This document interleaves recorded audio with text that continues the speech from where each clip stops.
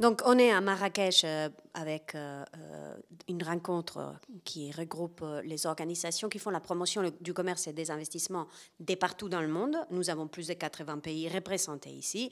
L'objectif de cette rencontre, c'est d'échanger des meilleures pratiques sur comment aider les petites et moyennes entreprises à s'insérer dans les commerces internationaux.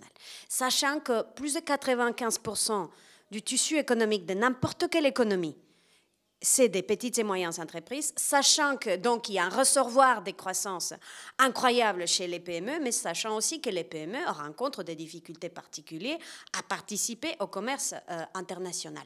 À commencer, dans le cas du Maroc, par la participation dans les commerces dans le continent africain.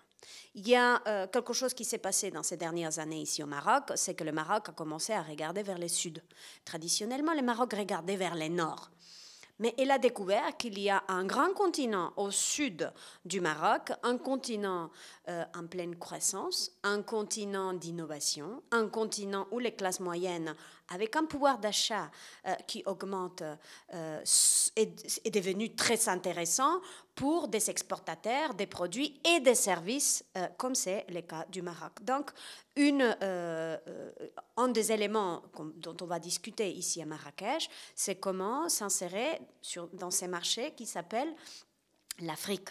L'Afrique, c'est un continent, ce n'est pas un pays, c'est une collection de pays déjà, et il faut comprendre ça. C'est une collection de pays qui ont été faits, qui sont le résultat de l'histoire, parfois avec des frontières qui sont un peu compliquées, mais surtout un continent qui reste quand même encore, où il y a une présence des barrières tarifaires, mais surtout des barrières non tarifaires, des entraves douanières, de la paperasse, de la bureaucratie encore trop large.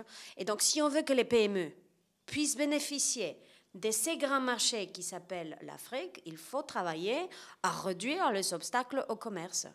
Alors, pour cela, il faut évidemment des accords commerciaux. Plein de ces accords sont en train d'être négociés. Beaucoup ont déjà été négociés. Nous avons aussi des règles commerciales au sein de l'Organisation mondiale du commerce, donc pour tous les pays de la planète. Mais il y a l'étape suivante qui consiste à la mise en œuvre. Alors, nous voulons d'abord faire en sorte qu'il y ait une mise en œuvre plus soutenue.